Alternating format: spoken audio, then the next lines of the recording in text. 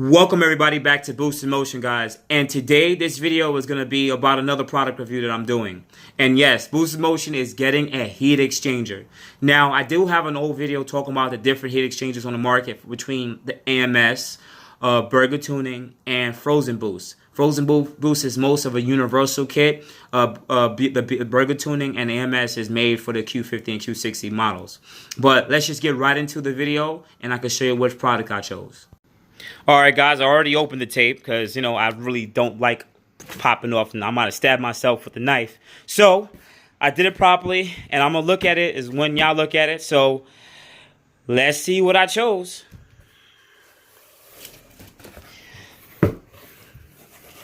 Alright guys, some of you guys who might not know, but I chose Burger Tuning, Burger Tuning Heat Exchanger.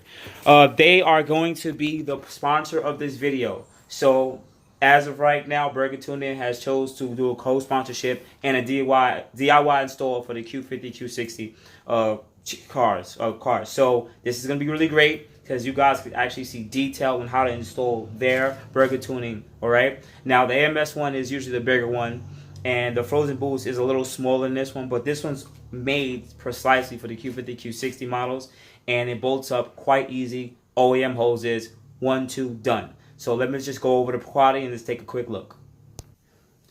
And before I show you all the quality, if you can, hit the little subscribe button with the little bell. I would appreciate y'all very, very much for that. Okay, trying to grow this channel, Q50, Q60s. Love y'all, appreciate y'all. Let's keep it going. All right, I'm not trying to make a freaking mess with all this styrofoam. Okay. All right. Okay. All right, so taking a look. Seems like, I don't want to be mean, but it looked like they took a universal heat exchanger already, and they pretty much welded in some brackets to bolt up to the car, which is good. The welds look decent. I don't see no bad with the welds. Good diamond. Look like they added these end tanks too. They definitely added the end tanks to make it to have a higher capacity. Let's flip it around. Yeah, that should be the top. This is the top. So I assume that this is probably bolts into there somewhere. Yes, there's somewhere. Is there any other brackets? Because they have these two things here. Let me see if I can find the brackets in here anywhere. Searching. Brackets, yes. Okay. So these brackets are going to bolt up to here probably. To here. The front, this should be the inlet. I would assume this should definitely be the inlet. So the heat exchanger probably sits like this. And it's going to bolt up there, and the hose is going to come here and go in there. Okay, and usually the coolant will come at the bottom, and then they'll probably come out here and go into the electronic water pump and to the heat exchangers. Alright, so some of you guys, all in all, I already like the product. It looks really good. Decent. Look like they made it themselves, definitely. But otherwise than that, let me just briefly talk about why you need a heat exchanger. So some of you are going to ask, why do I need a heat exchanger? Should I even go buy it? Should I even care? Let me briefly explain what a heat exchanger is. Now, take the umbrella as an intercooler. Most of you guys know what an intercooler is. Air goes in, cools off, and then the cool air goes into the engine. We all know what an intercooler is. Heat exchanger is like under that umbrella. But in this specific case, rather than an air-to-air intercooler, this is the Q50 Q60 uses an air-to-water intercooler. What does that mean? Rather than the air intercooler just not having anything in it, just air passing through it and cooling off, coolant from either the engine or from separate coolant system runs through it. The reason why a lot of manufacturers use these air-to-water intercoolers is because the temperature range is usually pretty consistent, rather than air-to-air, which on one day it could be a lot easier, and another day it could be one day it could be a lot cooler, another day it could be a lot hotter, and it's just throwing it all off. It's always different variances. When they know that you've been beating on a car, the coolant gets to a certain temperature, they can monitor it, then they can pull timing and pretty much stop the car from overboosting and hurting itself. Okay. Now, should you guys get a heat exchanger? Well, all the Q50 Q60s have a stock heat exchanger already. Okay, so once you guys know that, there's already a heat exchanger installed. But this isn't the 3.7 motor. This isn't 3.5. This is not an naturally aspirated car where you can beat on it, and it just takes the abuse.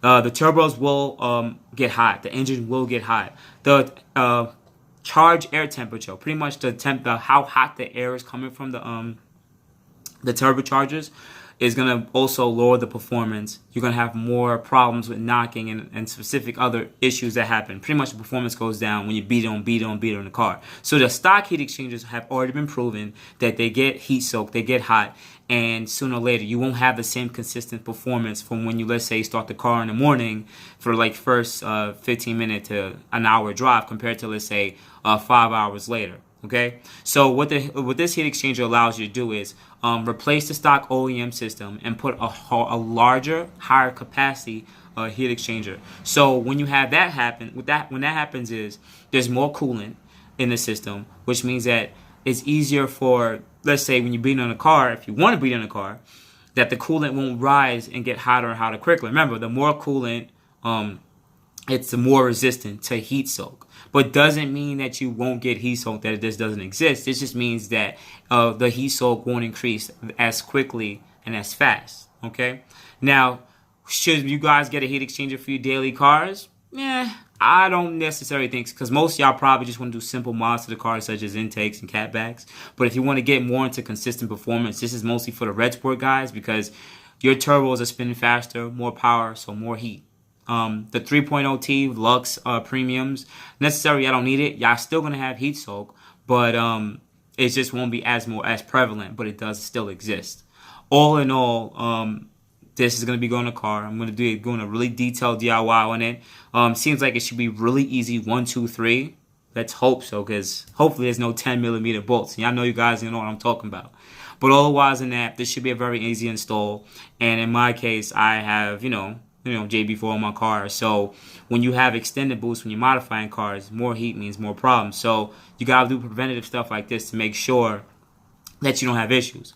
And also, if you live in a cold climate all year round, I'm not saying you should go get a heat exchanger, because your outside temperatures are really cool, but heat exchangers should definitely be used for people who live in hotter climates all year round. So that's always having a consistent 60 to 100 degree weather, especially if you're over 100 degrees, or Celsius. I think 32 Celsius is like 90 something, wherever. So if you always have hot temperature or whatever the case might be, guys, you definitely should get a heat exchanger for your Q50 Q60 models. But otherwise than that, I do appreciate you very, very much.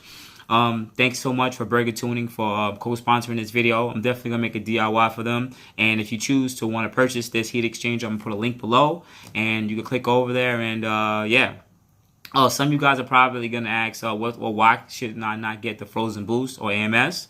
I'm gonna make another video about that, just because now time has changed and things have changed. So yeah, this is why I'm going to make a new refresher video on the heat exchangers for the Q50 Q60 model. Appreciate you very much. Hit the subscribe button. Hit the little bell. Thank you very much. This is Boost Motion. Contact me on Boost Motion at Instagram and Boost Motion on Facebook. All right? Thank you so much. You guys have an amazing, beautiful day.